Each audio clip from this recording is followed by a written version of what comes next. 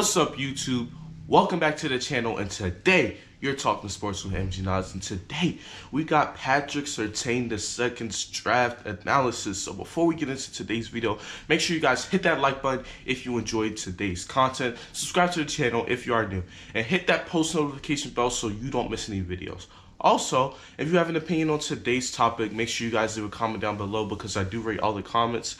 And before we get into this, last thing I want to say is I want to hit 200 subscribers before the NFL draft. We are at 194 at the time of this recording. So I'd appreciate if you guys hit the subscribe button and tell all your friends and family and other sports fans about the channel because we want to hit 200 subscribers before the draft. Without further ado, let's get right into today's draft analysis. So, we got Patrick Surtain II, Alabama cornerback. And really, I've been watching film on him for the last 2 days, and I wanted to give you guys my draft analysis on him, as I will for other players. Now, Patrick Surtain II is arguably the best corner in this year's draft. Some people may argue that it's Caleb Farley. Others may argue that it's J.C. Horn. So, we're going to get into Patrick Surtain II in this video. First off, I'm going to give you his height, his weight, his 40 time. He is 6'2", 203 pounds, and his 40 time is a 4.46 at his pro day. So right off the bat, he is a good size for a corner. He has good size and weight. He bench pressed 18 reps at his pro day as well, which shows that he has a good amount of strength, and that's good. I like that from a corner.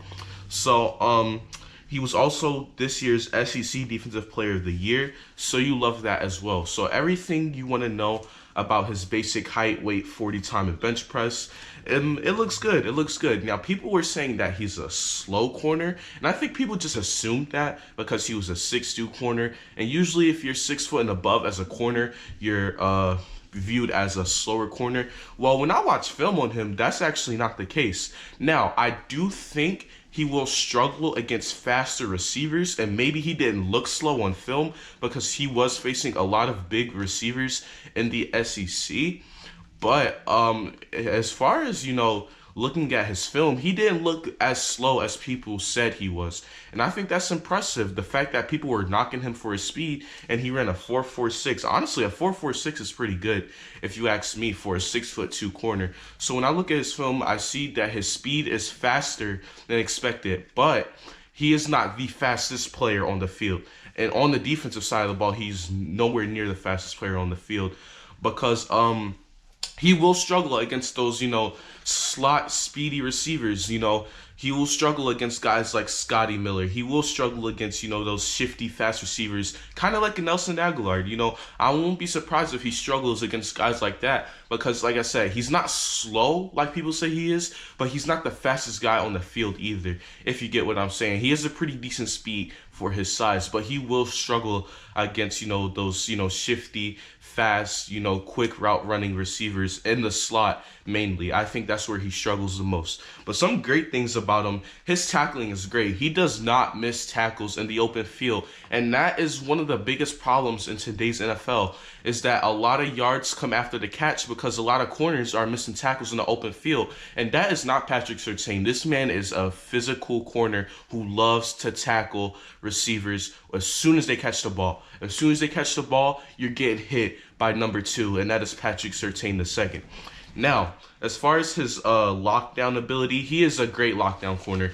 I mean, I watched him against guys like Seth Williams, one of the best receivers in the SEC, locked him down. So his lockdown ability is not to be questioned. This man knows how to play the ball well with his hands. Now, another knock I will give Patrick Surtain II, he likes to play the hand check game with the receivers. And NFL referees, they call every stupid pass interference. So if he's going to be a little bit handsy and physical, he will get a little bit of penalties on him, which is, it's not a bad thing. I like the physicality, but I'm just saying, as far as NFL referees, they're going to call that, man. You get a little too handsy, they're going to call that pass interference, man.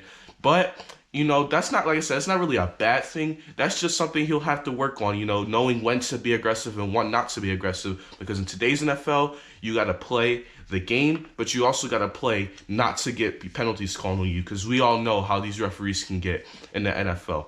So, You know, as far as his film goes, man, he looks great on film. He looks really great on film. I like Patrick Surtain the second. As far as him getting interceptions, it was this one play versus, I want to say, South Carolina, where he got such an athletic interception, and that just impressed me, man. Because he is a lockdown corner who likes batting the ball away and getting tackles, but he also can make athletic plays and getting interceptions, and that is good because if you're a defense, you want to get turnovers, you want to get the ball in your offense's hands as much times as you need to, so that way you can score more points than the other team. So he gets interceptions as well, and he makes those extra athletic plays to get interceptions. Like I said, I brought this up earlier. He's a physical hitter too. He doesn't just wrap around and make good tackles. He will hit you. If you are in the open field and he has a chance to hit you, he will do it. He will make sure you feel his presence on the field. And I like that for a corner. That's just a young corner who he wants to make his presence felt. He wants to make himself known out there, and he will do that. He will get you with a nice hit, and receivers will wake up that next morning saying, man, I took a nice hit from Patrick Surtain II. So I really like that, man. I really think that he's a good corner, and I'm going to give you guys my draft grade on him. My draft grade on him is an A-. I really think he might be the best corner in this year's draft. Now, Caleb Farley, I will give you guys a draft analysis on him. That'll probably be my next corner that I do because Caleb Farley is also a monster at the cornerback position. But as far as Patrick Surtain II, I'm going to give him an A-. This man is talented. He can tackle. He gets interceptions. He knows how to play the ball well with his hands. And he has decent speed to be a 6'2" corner. So I like that out of Patrick Surtain II. You guys let me know what you guys think about him. It's your boy MG Nas, and until next time, I am out. Peace.